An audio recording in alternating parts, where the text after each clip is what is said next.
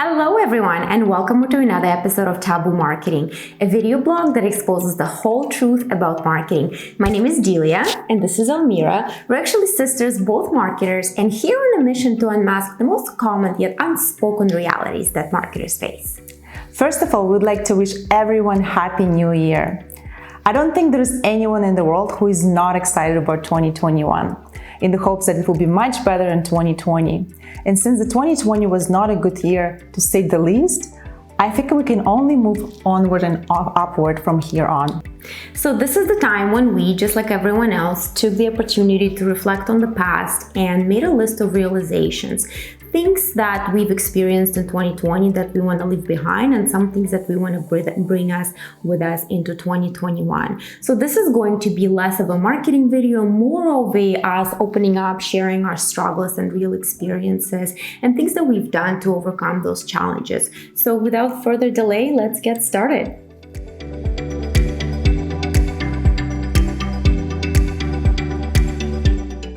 The first thing we'd like to talk about is mental and physical health. And yes, virtually, probably there's every single blogger who has talked already about their at-home workout. That's why we're not going to really share our go-to apps or favorite YouTube videos. But it's really important to take care of yourself in any circumstances, lockdown or no lockdown. There are millions of resources out there to take advantage of.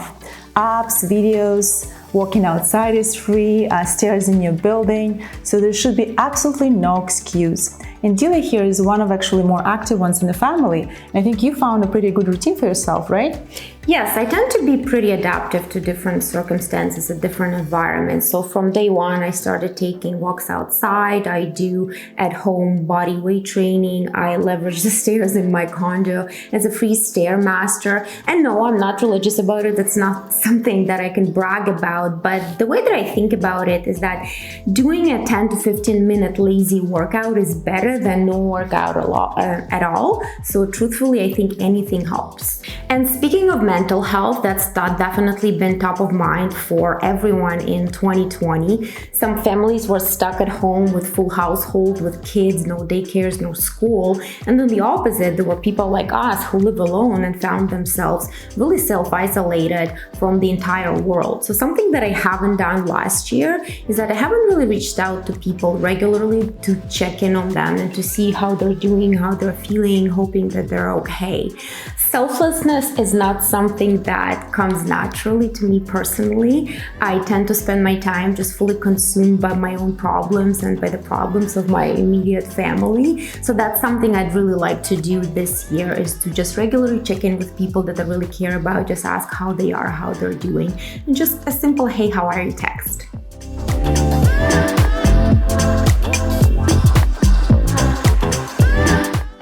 And speaking of feelings, many organizations, of course, have been really supportive last year and really taking care of their employees' mental stability. Tons of materials were shared. Some created extra benefits to see a psychologist. Some created internal support groups. So feelings and emotions is something that was talked about a lot last year.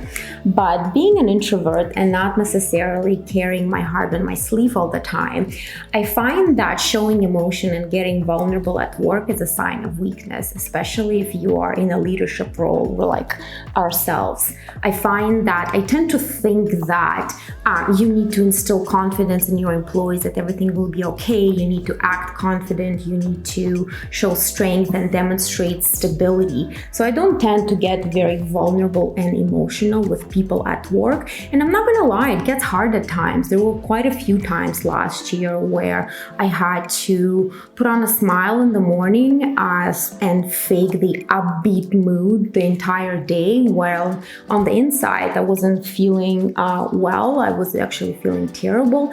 And yeah, faking those emotions is not easy, and bottling up those emotions is definitely not easy. I'm, on the other hand, is the one who always sharing with my team how I'm feeling.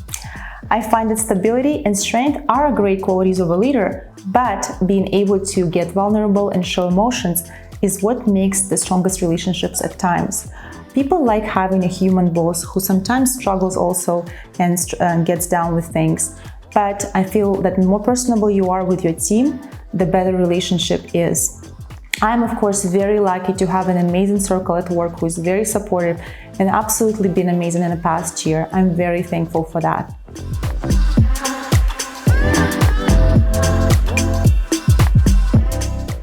Another lesson I would like to talk about is taking enough time off work. We particularly felt it a lot last year since we didn't really take any time off up to holidays, and simply because we don't really do staycations and we didn't really have anywhere to go because of the quarantine. So it made a really big impact on us in the past year. Yeah, personally, I was okay the entire year, but found myself extremely burnt out in the last 3 months of the last quarter of the year. And burning yourself out is not good on many fronts. You're physically exhausted, your mental stability gets shaken, and most importantly, your creativity drains to zero. I couldn't create anymore. I found myself empty. As much as I wanted to create new content and new ideas for a new venture, I just found myself running on zero and I couldn't give anymore. I had no drive to move forward as much as I wanted to. The lesson for me here is that when you're exhausted, you can't create. And creativity is one of the most critical aspects in the marketing world. You need fresh ideas, you need fresh energy, you need inspiration. And when you're exhausted, you just simply can't get that no matter how hard you try.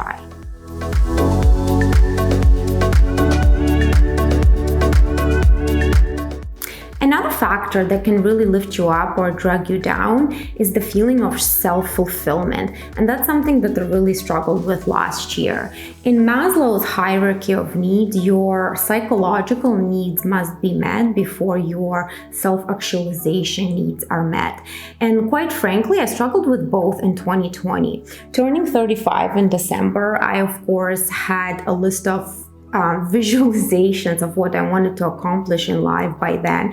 And like many other people, I thought I would be married with kids, living in a house, all the typical things that fit into a society's norms. So my thought was, well, at least if I'm not succeeding in my personal life, at least I'm succeeding in my career. And while I've accomplished pretty good heights in my career and I've accomplished good things, the heights that I have accomplished did not necessarily measure up with what I had envisioned for myself. So that feeling of I haven't succeeded enough in major aspects of my life, that definitely dragged me down. I think self-actualization and revelation has been in a lot of people's minds this year, since everybody's at home and of course have more time to analyze their lives. So you're not the only one for sure. I myself realized quite a few things in my personal and professional life that I might need to push myself more, I might need to conquer much higher heights, but also make some things much easier for myself. Life can be easy when you do it right.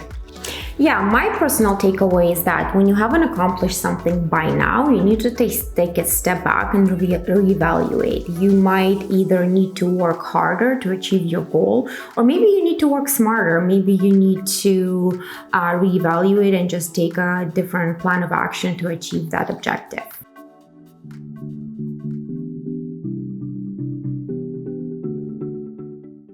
And the last thing that we found extremely difficult is juggling our day-to-day jobs while trying to take our blog off the ground. The only time we found free ourselves to do that is evenings and weekends. And if you spend all that time on creating, there is no time to recharge. And as we discussed earlier, it's really important to do that. So the lesson here is that structure is key, and that is something we haven't really done last year. Hoping that you're going to spend a couple of hours a week on your blog or your side gig just simply doesn't work. You must treat it as a real job. So making an actual plan and a schedule of what you're going to accomplish in a week or a month is absolutely critical, because you wouldn't hope to achieve something at work. So why would you apply the same type of vague planning for your side gig? So that was everything that we wanted to share with you today. Real struggles and experiences that we faced last year and things that we've done to deal with them. We'd love to hear from you as well, what lessons you've learned last year and what you're bringing from that experience into this year. As always, don't forget to subscribe to our channel if you enjoy our content and find our videos insightful. We hope that you're staying well and staying healthy. Thank you so much for watching, and we'll see you in our next episode. Thanks, everyone. Bye. Bye.